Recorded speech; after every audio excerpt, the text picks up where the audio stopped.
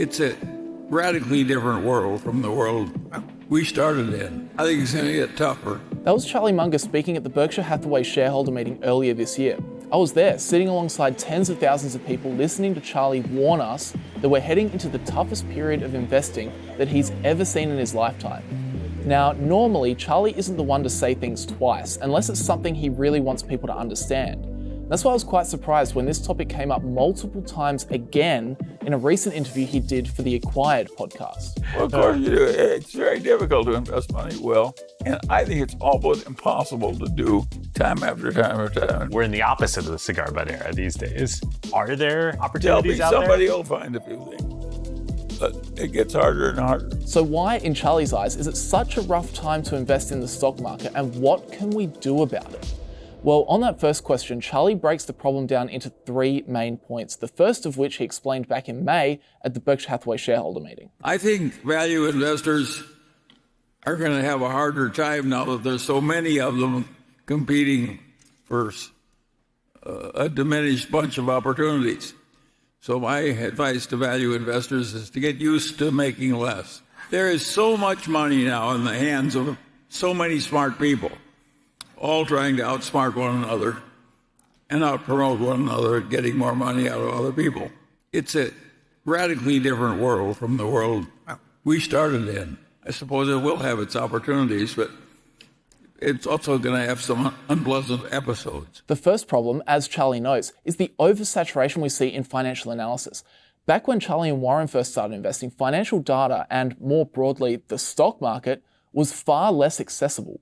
But as investors started making big money in the market, and as the market itself became increasingly accessible over the last 3 decades thanks to technological advancements, stock market investing itself has seen a big gold rush effect. More players have been attracted to investing, which means that there's a lot more analysis and scrutiny of publicly traded companies. You couple that with the ease of getting into and out of positions almost immediately in any major market around the world, and all of a sudden you've got a saturated environment where it's extremely hard to find outstanding investment opportunities frequently. Everything is just so analyzed that it's very unlikely to find high quality businesses at cheap valuations. So that's Charlie's first point as to why it's so hard to be an investor in this era. But going deeper as to why it's a harder environment specifically right now, well, of course it has to do with interest rates rising. When interest rates rise, it's harder for our companies to repay their loans. It's harder for them to access debt and to grow quickly.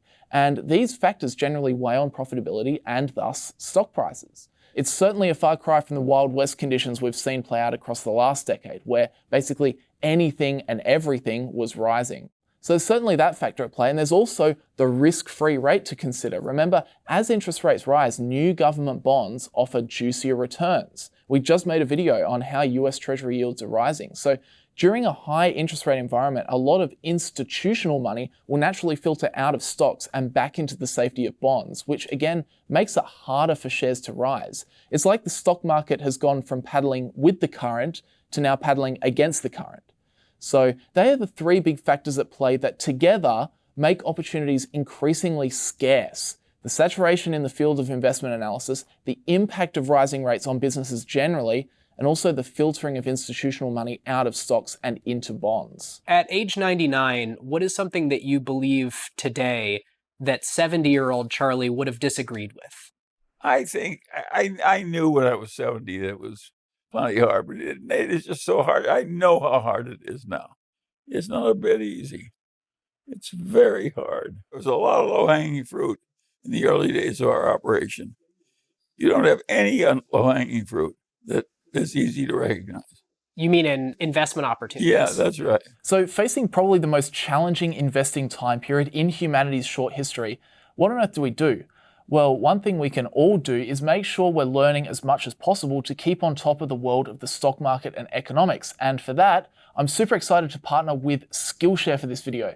Skillshare is a great platform because they host literally thousands of online classes across a lot of different topics, from graphic design to music to other areas that I'm super interested in, like stock market investing, marketing, and productivity. The breadth of the content is amazing, and it's good fun. I like hearing from people who have expertise in areas like entrepreneurship, productivity, and marketing, areas that I don't really know so much about. I mean, even in areas where I do think I'm doing okay, there's always things to learn. Just before, I was finally making my way through Marques Brownlee's class on YouTube success. He's built a massive YouTube business, so it's cool to hear from people like that. Really, if you're a curious person and you like to learn, Skillshare is a great platform, and it's great for upskilling too if you want to, say, level up in your career, or even if you've just been thinking about starting a side hustle. There's lots of content to help you out. But as always, the best bit, Skillshare have given me a unique link, which is in the description and in the pinned comment, and they've agreed that the first 500 people to join Skillshare from that link will get access to a 1-month free trial, so it's totally risk-free.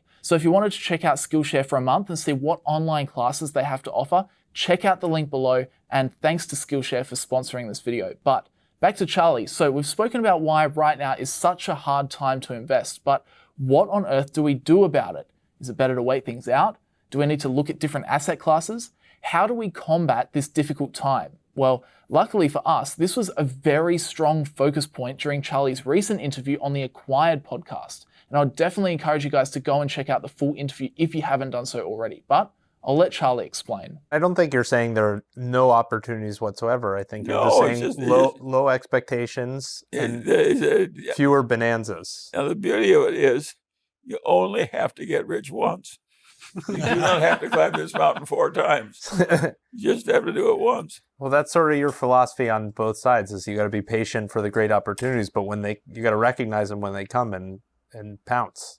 There aren't many times in a lifetime when you know you're right and you know you have one that's really going to work wonderfully. Maybe 5, 6 times in a lifetime you get a chance to do it. And people do it 2 or 3 times early, all go broke because they think it's easy.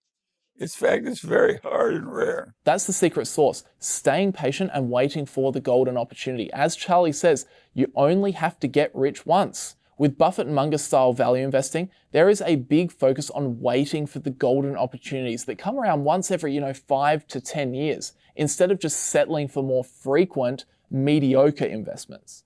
Warren Buffett uses a punch card analogy. He says, to be a better investor, imagine in your whole life you can only make 20 investments. Each time you make an investment, you punch a hole in that punch card. And once you've punched all 20 holes, then you're done. You've got to live with that portfolio for the rest of your life.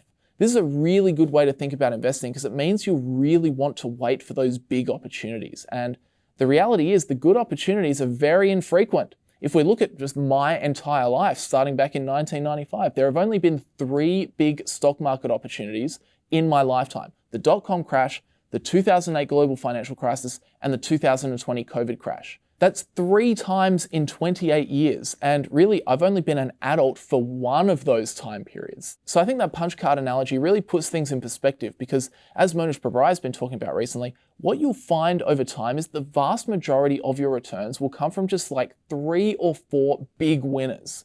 Think about this. Warren Buffett has said the bulk of Berkshire's success really boils down to about 12 or so killer investments. Now, they've made hundreds and hundreds of investments over the decades. So it's interesting that when you factor in the 12 or so amazing investments, plus the hundreds of mediocre ones, well, Berkshire still comes out with an average annual return that's about double the S&P 500.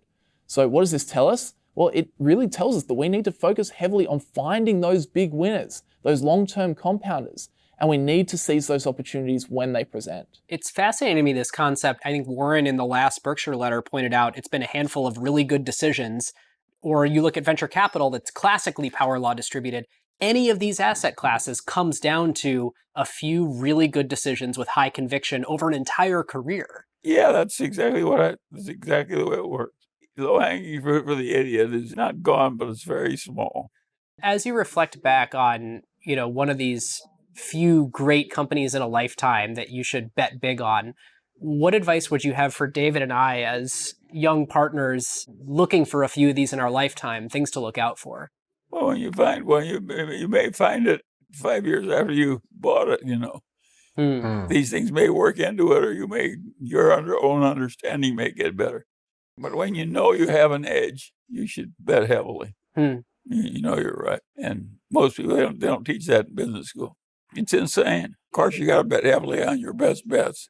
And how do you develop that level of conviction to know? You work at it. You do a lot of reading and thinking and visiting. And that's exactly what both Warren and Charlie do. They don't mess around making 1 million trades per year. They wait and wait and wait, and then they pounce. They research heavily, analyzing the financial statements, making sure they understand the business, making sure the business has a competitive advantage, making sure the management team is sound, and honing in on the valuation to make sure they get a margin of safety. Then when the opportunity presents, they bet big.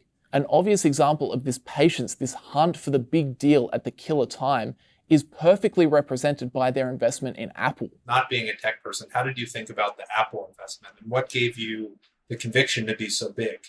What everybody's learned is that everybody needs some significant participation in the 12 companies that do better than everybody else. And you need 2 or 3 of them at least. And if you have that mindset, Apple was a logical candidate to be on the list for which you're going to select your companies. And it's not very hard to come up with the idea that it may be okay.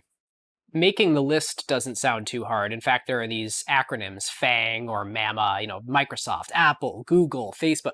But selecting the one and putting hundreds of billions of dollars into it. We didn't put hundreds of billions. We put tens of billions. 50 billion into it. To create hundreds of billions of value, that to me sounds hard, to pick the one. How did you guys pick the one? We couldn't find anything else. Was it valuation or? Yeah, we got cheap. We got it to about 10 times earnings and more than bought it. So Charlie notes how early on in the process, they figured out that of these big 7 to 10 tech stocks in the world, people generally need to do business with at least 2 or 3 of them.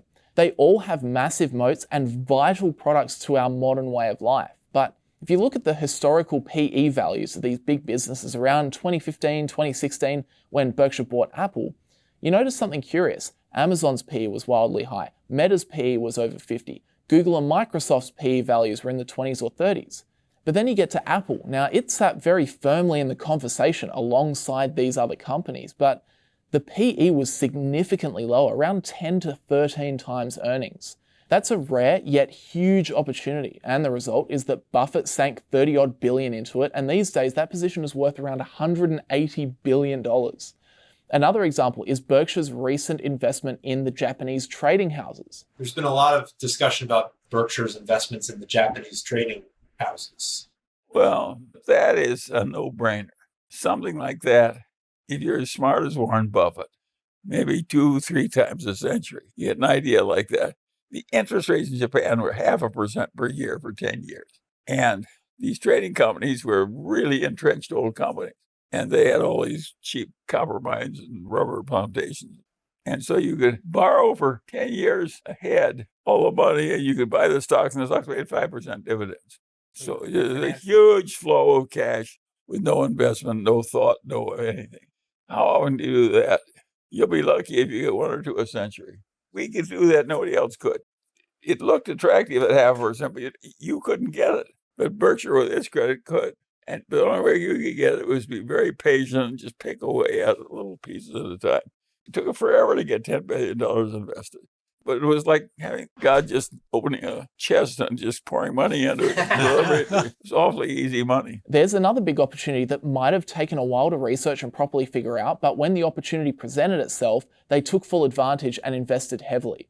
Berkshire could sell yen-denominated bonds at 0.5% interest and then turn around, invest that cash in the Japanese trading houses, and make around 5% in dividends. And it was relatively safe to do that. Now, that's obviously a very rare opportunity. It doesn't happen often, and as Charlie noted, they had to show a lot of patience. But when it came along, Berkshire grabbed it with both hands. And that's really the way to think about investing in a really difficult time period in the market. Despite interest rates being against us and the investment field being overcrowded, remember that we don't need to be investing all the time. The best thing about the value investing approach is the ability to just chill out, stay patient, and wait for those killer opportunities.